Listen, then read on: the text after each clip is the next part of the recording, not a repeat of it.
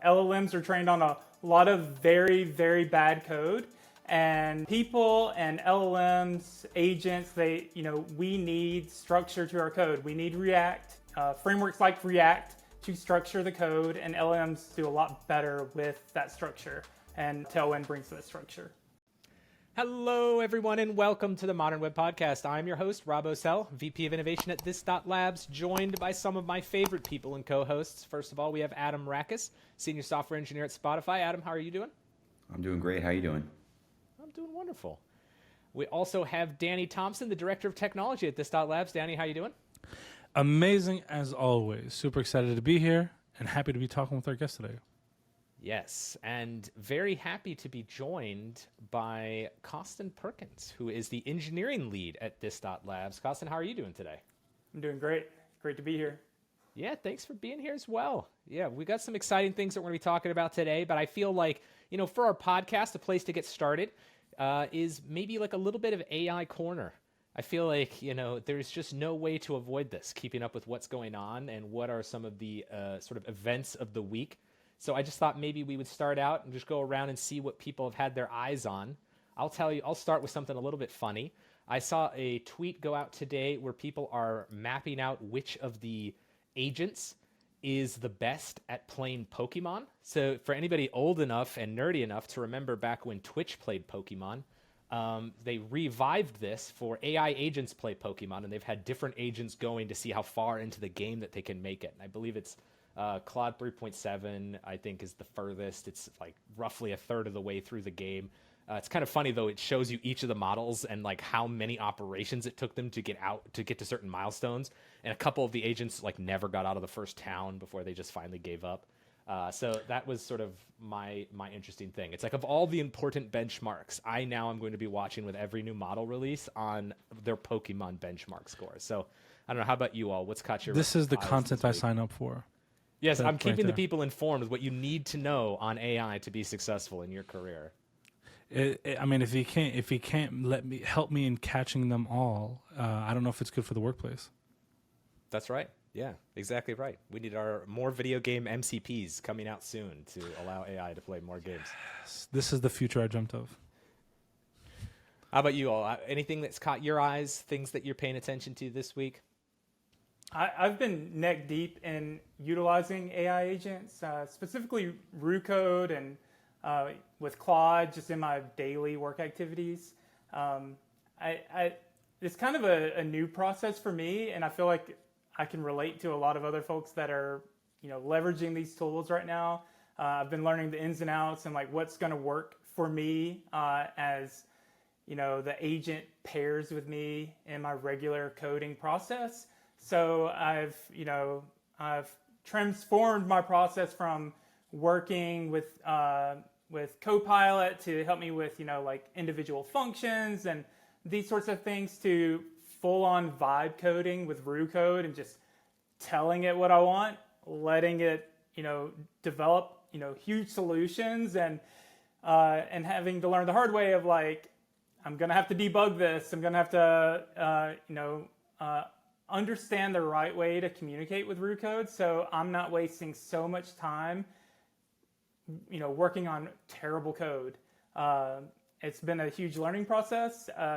I'm adapting to the new wave of software engineering, and it's been really interesting for me. I'm a little bit more boring. I've been using Cursor. I finally got access to it at work. It's pretty great. I love it, but nothing crazy. I haven't messed with agents or MCP or any cool stuff like that just yet. Me, I'm constantly building agents. I actually built an agent recently. So if anybody listening to this doesn't know, we have like a cohort program that we've done in Dallas, right? Where we don't monetize it. It's completely free. But essentially the idea is we get junior developers on teams where they're being guided by professional software developers in the industry. And for 6 weeks, they're building a project being guided by them, right? And so for one of the teams, we built an AI agent where every single time they made a code review was successful and they merged that MRPR, it automatically updated the documentation. And so stuff like that's like really, really cool to me. And I've been doing a ton of demos. I've built Nexi, which I'm very heads down deep into like wanting to understand more about conversational AI, and as a whole, I think this is like one of the best tools around right now. Like with so many like use cases at the enterprise level, at the indie level, at the I just want to mess around level, and so I think there's like so much fun stuff that you can kind of uncover there. And so I built Nexi that I train only on Next.js and Vercel documentation. And so the idea was, we all rubber duck where we're just talking out loud, maybe talking to an inanimate object or something like that. And I was like, I thought it would be great to have something that I could rubber duck with, but essentially it can give me advice or ideas on the thing that I'm rubber ducking. And so since I do like a lot of Next.js stuff, I was like, it'd be great to have a Next.js rubber duck. And so the entire knowledge base is only on Next.js and Vercel. Pretty fun. I'm not gonna lie. I've enjoyed it a lot. I even made like a little transcription of whatever we talk about, but I did it in the form of text messages. So that way it's easier to read through instead of like just a big giant Google Doc. So that's kind of been where I've been geeking out lately. Danny, I'm curious about what your experience is with Nexi versus V0. V0 already has really strong capabilities developing with Next.js and Vercel. Like, how does it compare to when your agent's been trained on the documentation alone compared to whatever's baked into V0? I've had a lot of really good experience with V0, and curious about that. Yeah, I mean, if Guillermo's listening, it's way better, dude. Sign the check. You can have Nexi. I will sell it to you. If Guillermo's not listening, I mean, let's be real. It's just trained off the documentation, right? So it is what it is. When it comes to V0, though, yesterday I did a live stream with someone from Vercel named Matt Jared. Matt Jared's awesome. I met him at an event like a while ago. We've been kind of talking ever since, and he, agreed to be on this live stream with me. He actually really altered some of my perception on V0. V0, the way that I looked at it previously has always been, oh, you want to build like this landing page or something like that, V0 will take care of it for you, right? You just prompt it, whatever, and it's done. That's kind of the only use case that I really saw it for. Now, my perception on V0 is very altered. It is more along the lines of, hey, you know how ChatGPT, I give it a prompt, I'll give it a screenshot, whatever it may be, it'll generate code, or it give me suggestions, explanations, etc. V0 is almost like a ChatGPT that's only solely focused on code.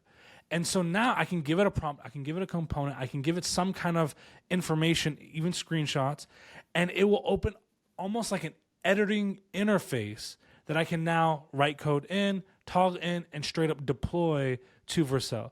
Now, if we're doing things at the component level, it doesn't make sense to deploy at that point. Like, you got to pull this down locally and then deploy it.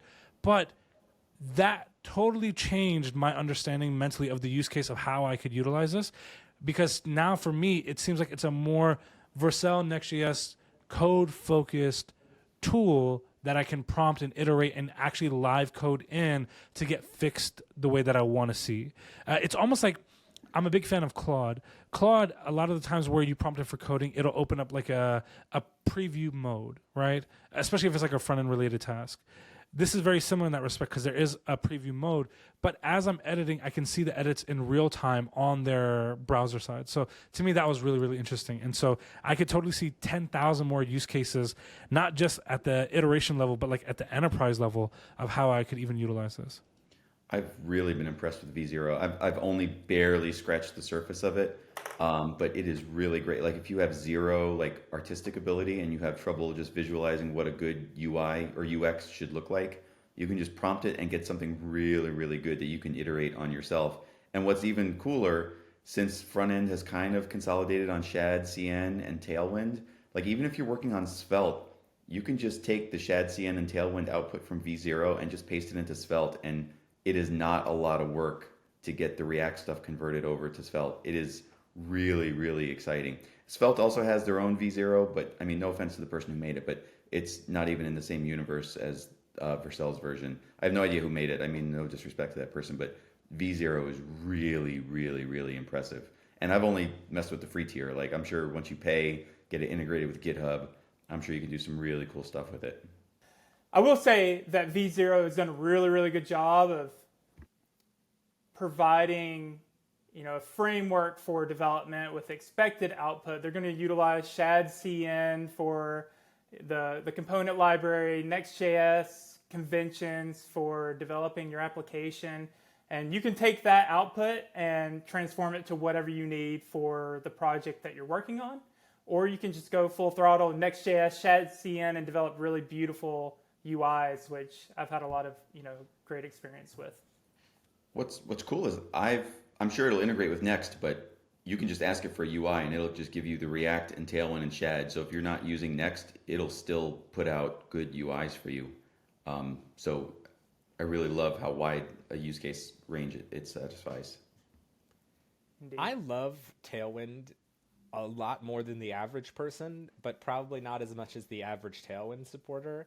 But I don't know that I am on board with this statement that it's so good that Tailwind is now going to be the API of CSS for AI. I feel like this is, in one sense, true in the sense that these tools can have been trained on it and it seemingly is easy for them to output this, but I don't know what it is about CSS that would actually give AIs difficulty in constructing either. So there was a lot of conversation in the last few weeks about like, oh, this is so great that Tailwind is going to become the standard of the web because it's going to be easy for AI to do styling with it. And that feels a little bit like a little cart before the horse type of situation, right? Like this idea that, Tailwind is really popular and people are using it and AI can output it. I don't know that we need Tailwind to become the standard of CSS in order for a lot of these AI agents to be more effective. In the same way that TypeScript being kind of the standard has helped AI, I don't know that Tailwind actually performs the same thing for CSS. Have you guys noticed anything different? Yeah, I can help you with that. Same. So the benefit with Tailwind is, you don't need it. Yes, AI could also shit out an accompanying CSS file and just tell you, hey, make sure you copy this in and import the CSS file. But when all the Tailwind classes are right inside your component, now your component is completely self-contained, and that becomes a unit that you can just copy and paste and plop, and it becomes completely portable without needing to jump into some CSS file and very carefully find all the CSS rules that you need to also rip out and place in. So you don't need it, certainly, but it makes it a lot easier for AI agents like V0. Boom, here you go. Here's your entire self-contained component that's ready to go. I believe there's like maybe 3 more reasons for that. Number one, less resource heavy, because as you're creating multiple files and additional files, it's eating up more resources and taking a longer period of time to output that code. Why do you think, for example, Theo's T3 chat, why do you think it's popular and it's kind of changed some of the ways that I'm seeing some agents now operate? Because they were constantly complaining about waiting for the typed out code to finally display itself. With T3, there's no typed out code version. It outputs the entire answer in one go, right? That right there is like one big saving as far as like the time spent creating that code or creating that response. The another reason that I believe is by having a standardized library of CSS, we can now omit unique individual changes that your weird CSS may have at your company. By using the standardized section, if you're altering it in one way, shape, or form, it's on you versus it's on the global library that everybody's utilizing. And I think the third reason is because Tailwind's awesome. And Tailwind is awesome. Yeah, no, Tailwind can be awesome, but my big problem with it is just that Tailwind can let you do anything. Tailwind is right now the way, and its implementation, this is not how it can give you benefits, but what it is fundamentally is a wrapper around every CSS property. It's just an alias for every CSS property to be used in line in a way that maybe some people find to be more neat. Now, Tailwind has, as a practice, many benefits that I think people talk past because they think it's only about not having to have a CSS file. I think that's like that perversion of the benefits of Tailwind. And to me, like some of the best benefits of Tailwind come by constraining your design system to have a few discrete tokens that mean something in your design system, and you don't worry about the in-betweens.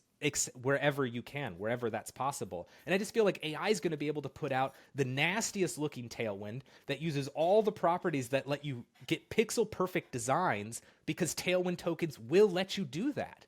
And ultimately, it's just going to be equivalent to doing inline styles. The AI will remove a lot of the benefits of what Tailwind was giving you as a pattern in the idea that it's this really cool API that'll be easier for AIs to understand. That to me is just the thing that I think needs some citation here. Again, I think we will look back in a few months and say that Tailwind was not quite the same thing that TypeScript was as far as advancing agents. Coston, what do you think? I think that AI greatly benefits from Tailwind because it is a structured framework to reason about and structure the code. And that's what the AI needs. LLMs are trained on a lot of very, very bad code. And people and LLMs, agents, we need structure to our code. We need React frameworks like React to structure the code, and LLMs do a lot better with that structure, and Tailwind brings that structure.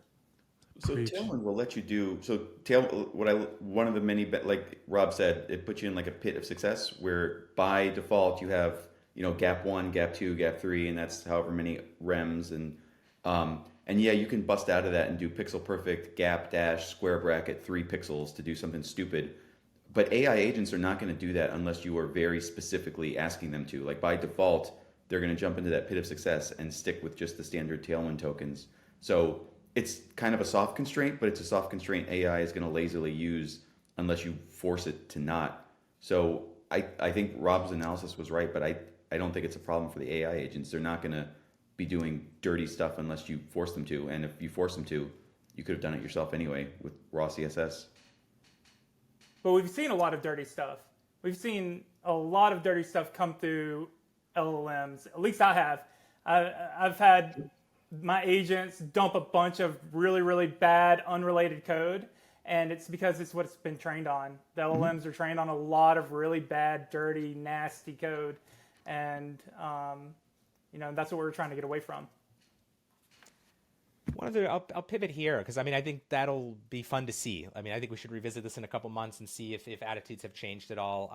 Again, I agree with y'all. I think Tailwind's great, but I am really curious to see if this provokes a broader backlash. It'll be really interesting. So the Shadsian we didn't talk about here is another one that follows down this pathway. It's certainly the easiest thing for us to standardize on, but I will be really curious to see which of these sort of commonly grouped on technologies will still be the thing that we are getting out of agents a lot in the next 6 months and the next year. I think that'll be fascinating. I will be shocked if TypeScript is not still that thing for the JavaScript space, but I'd be curious to see what happens with these other libraries.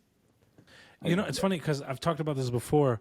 My belief on TypeScript, everyone has a take. Some people love it, some people hate it, some people are wrong.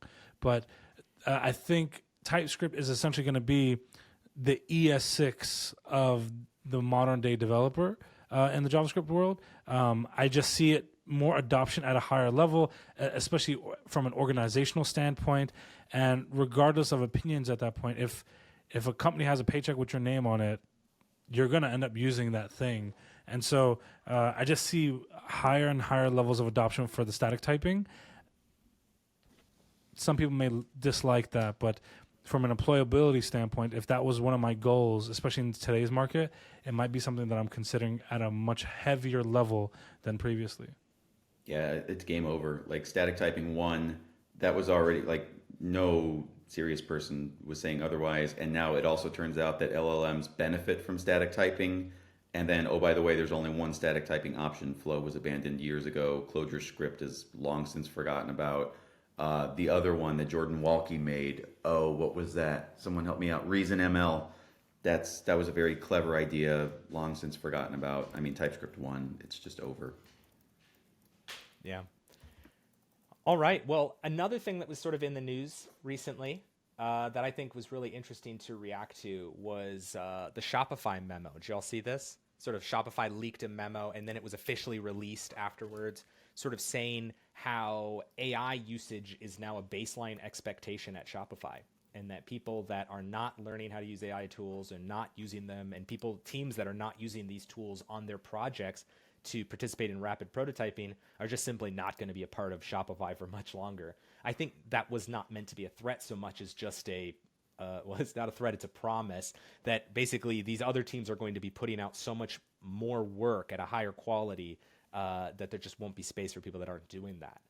This has tended to be something that I've heard more and more people talk about, because this is, to me, not the conversation, will AI replace developers? It's actually quite the opposite, right? This is the quintessential that developers using AI tools will become the thing that companies want to hire. I don't know, your thoughts on this. Do you think that this is more unique to Shopify and maybe a few companies that are like them, or do you think that this is the beginning of a sort of industry-wide trend that we'll be seeing? This is the same trend of engineers using Google, Stack Overflow, Copilot, autocomplete, whatever for engineering. It's just more advanced now, and I don't know. I think it's pretty silly to make a big statement about everyone has to use AI, because it doesn't matter if you're using AI or Stack Overflow or whatever. Are you using it the right way? Are you, vetting the code? Do you understand the code? When you copy and paste from Stack Overflow, do you understand that code? What is the culture around, where you're getting your resources? Same with AI. Like, are your engineers vetting the code? Do they actually understand the code? When they are leveraging AI, are they leveraging it for, practices that they already understand, or are they using it for code that they don't understand? Like, if they don't know the basics of authentication and they just have AI write a bunch of authentication code, like, how are they going to vet that? How are they going to know that that's good code? So what I'm more concerned with is, like, are the CEOs and the big folks talking about our organizations using AI, or else, like, where's the culture piece to that? Are they discussing that? Like, what does that look like at Shopify? Who's pushing who's leading the culture around leveraging AI? I have a very different take. Fun fact, if you didn't know this, it takes 5 Menace AI agents to replace Adam. He's just that good. But anyway, I would say that the way that I see it is very, very different right now. To the Shopify CEO memo and stuff like that, I'll be honest, I think a lot of this is optics. A lot of this is, how do we get share price up, et cetera, et cetera. I saw a really great interview this morning from the CEO of GitHub, and he's like, you need to be learning how to code. Don't stop learning how to code. This is not replacing this. We've been at this since the beginning. I don't see this changing. Learn how to code. He's like the first refreshing take that I've heard in a very long time through all this rhetoric. With that being said, I've said this a couple times in the last week. I am definitely drinking the Kool-Aid, meaning I think AI is going to be something that exists in pretty much every organization in some way, shape, or form. Right now, we're at, quote unquote, the beginning of massive levels of adoption. So there is a very huge excuse for not having a certain level of knowledge. It's excused, it's seen normal. I think that rhetoric will change within a year, where people are like, oh, you still don't know what MCP is? Oh, you don't know what RAG architecture is? You don't know how a token is broken down and why it costs you XYZ to make a token call, or to make a call? You don't understand that? I think that will change within a calendar year. I'd be very shocked if that's not the case. Right now, I'm having a lot of conversations with a lot of, like, high up executives and organizations, like household name brand kind of organizations. They all see something very similar in this regard, and, like, they're trying to make moves and pivots. So if you're at a smaller company, you may not necessarily see it the same way right now, but I guarantee you, in some way, shape, or form, AI is going to be a part of your organization. It's just not if, it's when. Are you going to be quicker on the draw? Or are you going to take longer to do this? But when I think of AI, I'm not just thinking of, like, prompting. Like, that's not where my mind is with this. It's completely different. My mind is really looking at it from the scope of, what are we doing as far as like if we're using the Stack Overflow example of having like an AI tool that we vet things off of from an organizational capacity? I want a closed off model. I want to limit hallucinations. I want to create a model that my employees can kind of go to ask questions from, and it's safe, and I'm not training something to the degree of what my competitors are. For certain businesses, even organizations that I've worked for, this was a very real, high up, number one level concern with their AI adoption levels or not. But then there's the other aspect. What am I doing to showcase to my customers that I have some form of AI? I think for some companies, it is more of a marketing tool than anything else, but we're in the state of the market where customers are expecting to see it. And so when you don't have something customer facing to a certain degree, whether it's BS or not, that we're powered by AI, it's almost as if the marketplace is saying we don't trust them to be as innovative as previously before. So I think to a certain degree that's even happening. But then I'm also seeing other things like, for example, let's say you have a website that has images that are uploaded. There are tools and there are like a lot of vulnerabilities where images can kind of pass by. If you have AI now integrated in that where it's vetting the image before it's shown to a customer first to ensure like it's family friendly, it's safe, et cetera, that is a big use case of how AI is now within the organization as a whole. These are things that my mind goes to when I start thinking grander scope. Or like reCAPTCHA exists right now to a certain degree. It is still easy to bypass in certain degrees for like a very enthusiastic and determined individual, right? But what if you kind of now pinpoint and tack on AI where it's like now vetting the source of information to say, hey, this is trying to bypass reCAPTCHA in a negative way. We can halt it, we can stop it, we can slow it down, we can create speed bumps. Like these are the ways that my mind starts racing and running when it starts thinking bigger scope for AI. So this is where I see all this coming to. Yeah, I agree with all that. If you haven't gotten into this stuff yet, you're not that far behind. Just be ready to start. The learning materials are starting to get a lot better. It's becoming mainstream. They're starting to get a lot of books published. Get an O'Reilly Safari account. Nobody's paying me to say that. It's just really good. The one interesting thing is something related to what Rob said. Like no credible person is saying that, oh, well, I'm going to replace a software engineer with an agent. Like nobody actually believes that. The interesting question will be if like headcount actually starts to reduce in the future, or if Jevons paradox kind of kicks in and headcount increases, like this AI like explodes the demand for software engineering, or if we can just have one senior engineer with AI replace 4 juniors. That'll be really shitty if that is what happens, but that's the thing to keep an eye on, and that's kind of related to the Shopify memo. I actually think I have a different take on this. It's funny. I shocked a CTO of a company with this one. And I was like, a lot of people saying like, oh, there could be a reduction in headcount. Like you just need a senior dev. You've increased their output with AI, I almost see it the opposite way, where maybe you got a mid-level dev and you want them to be stronger. You pair them with AI. Like it's not a junior, it's a mid-level. So that way they're able to vet the code that's coming out. They can see certain things, et cetera, et cetera. But now they've just become stronger to where maybe they have an equivalent level of output as your maybe average or below average senior developer, but you're not paying double the salary to maintain that senior dev. You actually have a overall cheaper cost to retain this individual by giving them this tool. So I don't know if there's going to be an overall reduction of count, but I do think that there is going to be maybe 1 or 2 people that are highly specialized on a team that will be there for oversight, but now we can keep maybe lower quote-unquote quality developers that they have the oversight of those specialized individuals, but now they can have the output of a bunch of seniors at a lower level. I have a different perspective. The agent is a junior engineer, period. All the agent does is enable us to be more productive. And you can have a big productivity boost, but that's not going to reduce headcount. That's going to allow the company to be more productive, to produce more. Maybe,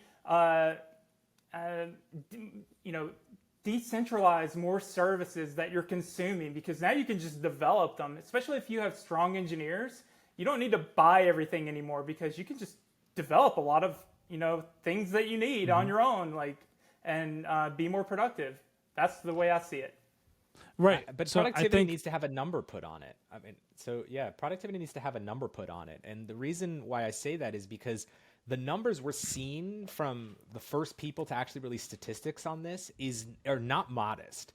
It's not 10% faster. It's not 20% faster. We're talking 300% faster, 1,000% faster. I mean, like, the numbers sound like hype, but they're reflective of actual sort of information being collected from real life usage. So we're talking about like revolutionary levels of productivity increase here. Now, I don't know that I'm certain that where this will lead to headcount. And for me, it's because historically, what I see in the industry is that we always want to be able to build more software. We are always in a state where we are negotiating down on scope because of the cost and the amount of money and investment we have. Well, if you can build 3 or 10 times more software for the same amount of money, conceivably, even though it's hard to imagine, we could put ourselves in a situation where we run out of software to build. We've run out of meaningful features that will actually make a difference. Now, listen, if you've ever been on a news website lately, you might find that as a surprising statement. You know, the amount of pop-ups and just random things flashing at you, it might seem like there's always something to add, but it could be that productivity will outstrip that. And in that case, I think we will reduce headcount. But otherwise, Adam, I like what you're saying, this idea that if we become much more productive and software gets significantly cheaper to implement, it could be that actually it's more incentive to bring on more developers because you unlock entire new products or new features that you might suddenly be able to build that you weren't going to be able to It's build. not a new idea. If anyone's listening, you can Google Jevons paradox. CGI is the quintessential example of that. Like Superman, the old 60s black and white Superman movies, you could make that today on an iPad. But instead, we have CGI, and now we just exploded the use cases. So We're increasing headcount. We've been doing this ever since the Industrial Revolution. The whole objective here is to, make everything autonomous, have more robots, build the cars with robots, have the software for the robots. Like, software engineering is not going away. We're going to increase headcount. No. And AI is going to help us, achieve this vision of, replacing the labor that we don't want to do. I almost feel like everyone is saying what I said. So let me explain this a little further. I don't think there's going to be a reduction in headcount. What I'm saying is that if you have a mid-level dev who now has, I'm pointing to Rob, I don't know what the layout is for everybody else, but on my screen, he's over there. But pointing to Rob, if you have a mid-level dev that can now produce a lot more output with the oversight of that senior that is highly skilled, they're now producing more at a higher level than they were previously. That is what I'm saying.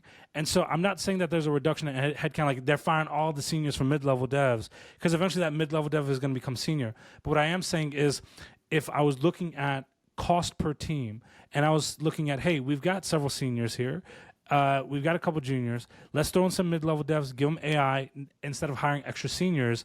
That's a very high likelihood of something that I see. That I don't need to always have my entire team filled out with the highest level of skill. I can have a couple people with the highest level of skill, and I can have a bunch of people that are maybe quote-unquote average and still meet my requirements or necessities for output, or even exceed that with the tooling that I've given them. But even taking it one step further, I now have the ability to have multiple teams like that across the organization instead of just having like one or two highly skilled teams or quantity of developers that could fill those teams. I could just kind of stretch the output around the organization as a whole. Right. I think what you're looking at to see which of those outcomes it's going to be is whether AI shows itself to be a sort of baseline that gets added to the productivity or the capability of the developer, or whether it's a multiplicative effect. Like, if AI adds 10,000 imaginary productivity units to every single person who use it, then the differences between the levels of developer in the past are going to be dwarfed. And in that case, I would expect to see exactly what you say, which is that we would find the lowest cost developer who can cash in on those imaginary productivity tokens. Now, if it is instead the idea that it takes your natural skills and enhances them by some percentage, and even worse for this scenario, if it has an exponential effect, meaning for the more skilled you are, the even more effective it makes you relative to what you were before, then that will actually do the opposite of accentuating the advantages of a senior over a junior even more, or over a mid-level engineer even more, and would abate that. So I just think, as far as I've seen from the metrics so far, I don't think the evidence is clear or the data is clear yet as to which version it is. So I could buy both scenarios, and I think that's definitely something that teams should be determining for themselves themselves, certainly before they make any drastic decisions. Run the experiment with your own engineers. Yeah, I think over the next half a decade, we're going to see the highly skilled be very secure in their pay. And for the vast majority that are average, even some that are below average, I won't be shocked if the market starts saying that we're averaging down the overall general cost of what a software developer is, which is kind of scary. But I don't see it being a replacement for software devs, but I do think there is going to be a portion of the market that starting, if not already starting, to see salaries go down. What are these levels in software engineering? Junior, mid-level, senior? I think a large part of it has to do with judgment. And as we're leveraging these tools, judgment's going to come into play more and more, because you can be more productive, but you have to have really good judgment of what your code base is going to look like, when you're leveraging LLMs and agents and accelerating your workflow. It's really easy to just kind of sit back and watch your agent develop your code based on your, instructions, but judgment's going to come into play more and more. And I think that's going to be a large determining factor of what a senior, mid-level, whatever engineer is. I don't think you're wrong. Awesome. Well, very rapidly, we found ourselves at the end of this conversation. I think we could probably go on this topic for quite a while. There's certainly been no shortage of developments. We'll try to make every single episode a retake on what AI is. But I think we got to keep checking in on this, because this went from a fad that I think a lot of people were getting tired of hearing about to being, this is just going to be the core part of our business going forward. I think we need to be staying on top of things. So this was a great conversation. Coston, thanks for joining us. For people that are curious, interested in your thoughts on this and want to reach out to you, where's the best place that people can find you if they want to keep this conversation going? You can find me on X or Blue Sky. My name is Coston. On Blue Sky, I'm Coston at bluesky.social. On X, I'm CostonTX. And yeah, I don't really post much, but if you talk to me, I'm going to talk to you. So hop on, say hey. Awesome. Well, all right. Well, that is going to be it for us today. Thanks, everybody, for listening to this Modern Web Podcast. Thanks to our guest, Coston. As always, we say the conversation does not stop here. You can find Coston online, exactly where you said you can find him. We'll put it in the show notes. You can find me online at Vercel. As for Danny, you can find him at DThompsonDev. You can find Adam at Adam Rackis. As for the podcast, you can find us online at moderndotweb.com or on Twitter at modern.web. As we wrap up, we'd just like to thank today's sponsor, This.Labs, one last time, who would like me to remind you that sometimes it's hard to bridge the gap between business objectives and tech implementation, and it can get messy. This. Is trusted by top names like Meta, Google, and T-Mobile, and they love helping business leaders fulfill their strategic digital initiatives. Check them out at this.co. One more time, that's THISDOT.co. All right, see you all next time.